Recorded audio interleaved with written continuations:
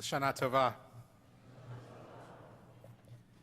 As we begin this evening, I want to invite you to take a good look around this sanctuary. Go ahead, take a look.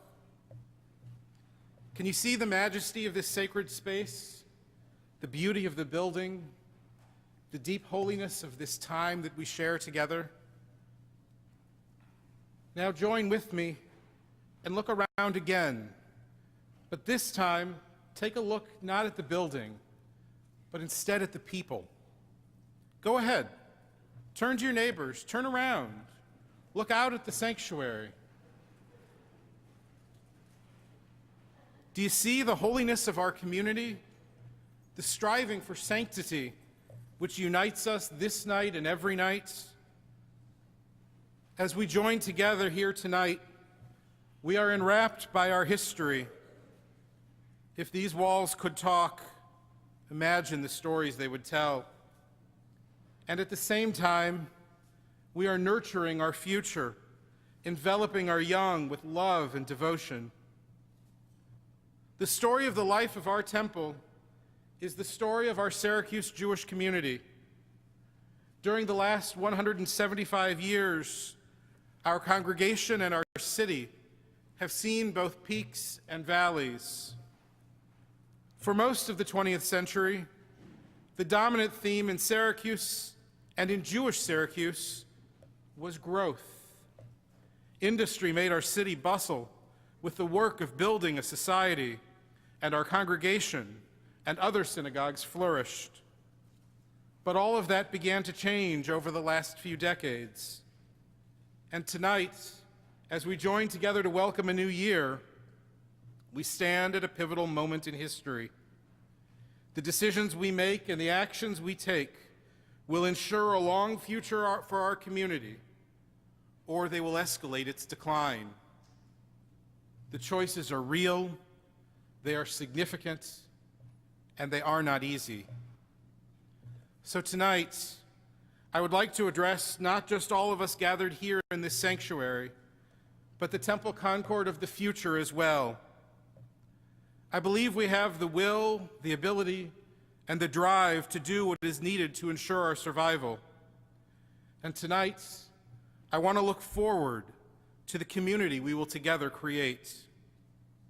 Tonight, let us allow ourselves to dream a little, to imagine what our children and grandchildren will inherit when they claim the mantle of leadership in our temple family. Dear members of the Temple Concord family of 2032, try as I might, I can barely imagine what Rosh Hashanah feels like for you. I hope that just like for us in 2012, Rosh Hashanah brings with it the joy of coming together, the beauty of our heritage, the unbridled optimism of a new year. Very soon, your generation will have the honor of celebrating the congregation's 200th anniversary. How incredible that we have endured, even flourished, through all of the ups and downs of these past 2 centuries. If our founders could see us now, surely they would smile and gain much joy from the community they helped to create. The people of this congregation have always been the secret to our success as a community. Were it not for dedicated souls willing to give of their time, treasure, and energy, our congregation and community would never have made it 2 years, much less 200.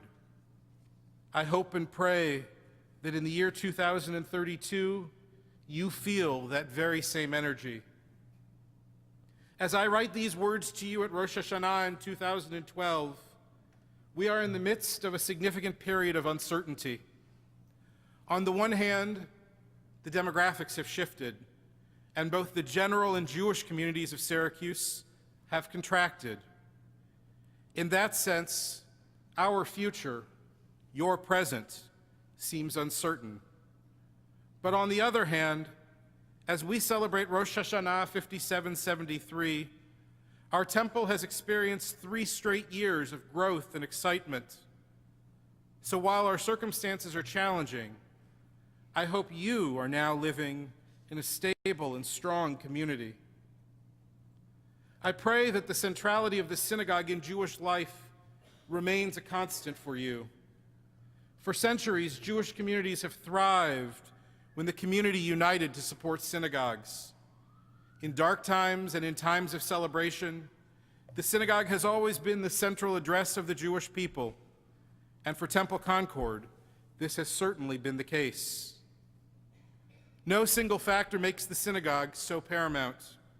A combination of gathering place, learning place, praying place, celebrating place, and consoling place. The synagogue represents the beating heart of the Jewish people. When a synagogue is full, bursting with activity, a community thrives. And when it is ignored, the community itself falters. Permit me, friends, to tell you a bit about our concerns in 2012. I share these thoughts with you to give you some historical perspective, but also because I believe our challenges are not all that different from your reality. We are, after all, members of the same family. We just live in different generations. In 2012, our biggest concerns include our congregational community's health, our fiscal health, our physical plant, and our connections with the land of Israel. Each of these has been in some way a major concern throughout the history of our community, and I suspect they remain significant for you as well. In 2012, Jewish Syracuse still finds itself in the midst of a great contraction. Our community once had more than a dozen synagogues. Today we have 5. I suspect that as you read these words in 2032, that number has shrunk even more. I am confident that whatever the landscape of Jewish Syracuse looks like in 2032, Temple Concord remains a strong and central fixture. We, living in 2012, have not ignored demographics. Instead, we have begun to create a vibrant program of living and learning Jewishly to help connect individuals with our storied tradition. Our temple hosts classes, speakers, concerts, films. Do you even know what a DVD is or was? Have you heard of a VCR?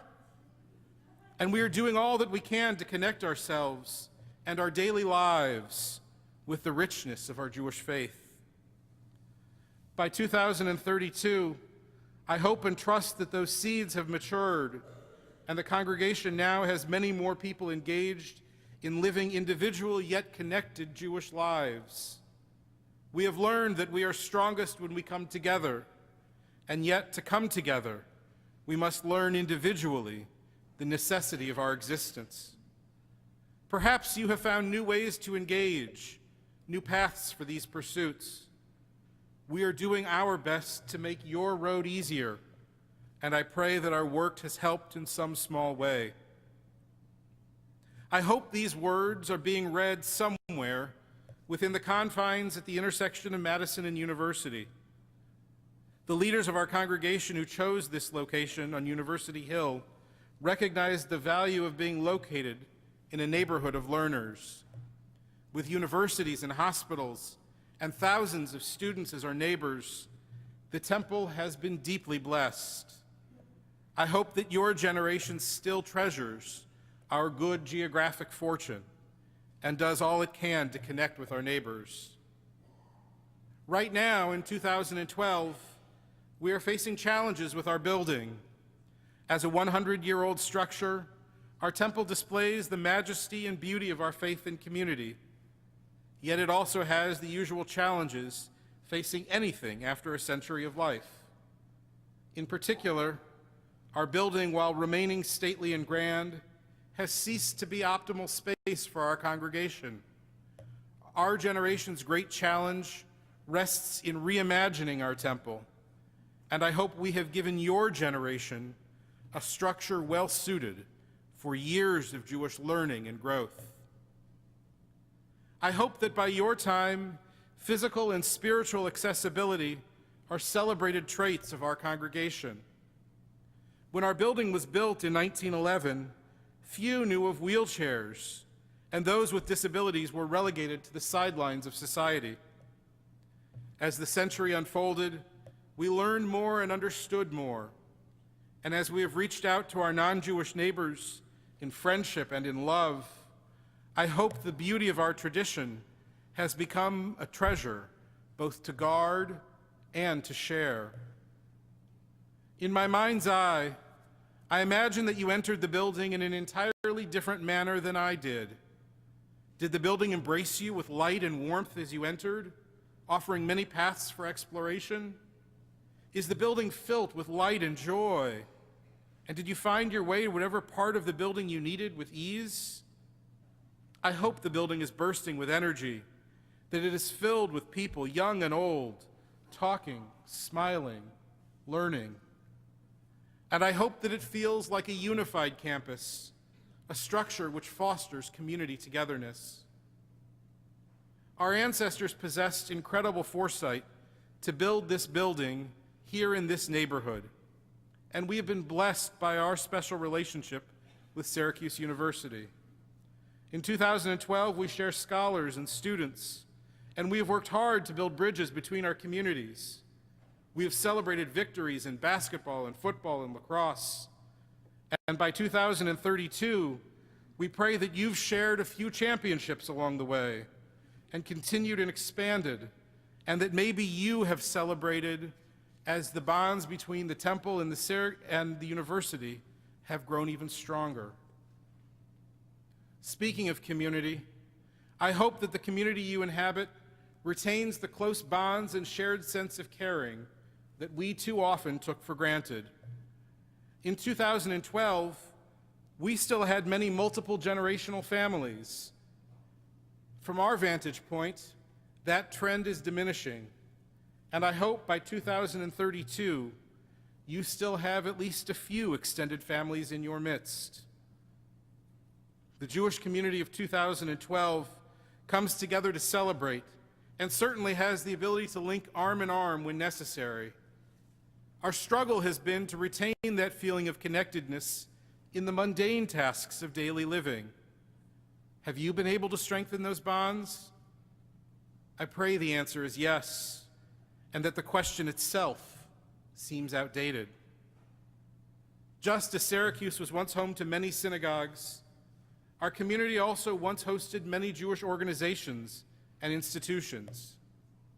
Right now, we have a strong JCC, a vibrant campus for senior living, a stable day school, and a fair number of community organizations and outlets for both kosher and traditional Jewish foods. We struggle to maintain our cemeteries, though, and it appears that organizational life, like synagogue life, will have contracted by the time you read this. While obviously I hope that the major institutions and organizations are still a part of your world, I know that this might not be the case. In those moments of making tough decisions, I hope you will follow the lead of those who came before you, those who always sought to do that which would enhance life and increase it. Too easily, at least in our time, we have a tendency to look only at the numbers. The finances are important, vital even, but even more, I hope you have factored in the good of the community into the equation. And finally, I hope and pray that in 2032, you are reveling in the continued miracle that is the modern state of Israel. That we live in a time when after 2,000 years, Israel is a reality, remains a remarkable feat. I hope that marvel remains as powerful for you as it is for us. Right now, in 2012, Israel faces real threats. Israel continues to struggle to make peace with her Palestinian neighbors, and the shadow of Iran looms large over the entire Middle East. In our own community, we are united in our support for Israel, but divided by our understanding of what that right path might actually be. We are committed to both exploring Israel in every way and to reaching out to others who also call that land sacred to find common ground. Has your generation been able to strengthen those connections? I believe with all my heart that your generation needs Israel every bit as much as ours does, if not more. And I pray that your generation savors times of peace and partnership in Israel, which are today the stuff of dreams in our world. The debates we have endured in our time have helped us understand more, and I hope those lessons remain valued for you. The divisions have sometimes caused hurt, but in the end, I believe your generation will be strengthened as a community and as a people because of our struggles. Perhaps by now you feel that strength and can see how our angst fertilized a new era of peaceful coexistence with security for all and a strong Israel at the center of the Jewish world. Above all, I hope and pray that as you read these words, you will see that you are heirs to a loving and loved community, a place that has been home in every sense of the word for generations of Jews, a place that treasures the past, celebrates the present, and looks with excitement toward the future. We have done our best to serve God and to serve humanity, to take seriously our role as God's partner in creation. Rabbi Tarfon taught, "Your task is not to complete the world, but neither are you free to desist from it.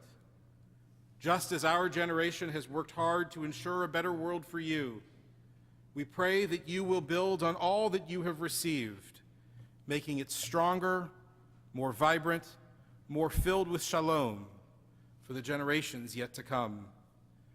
Im tikva gedolah, with great hope." Rabbi Daniel J. Fellman.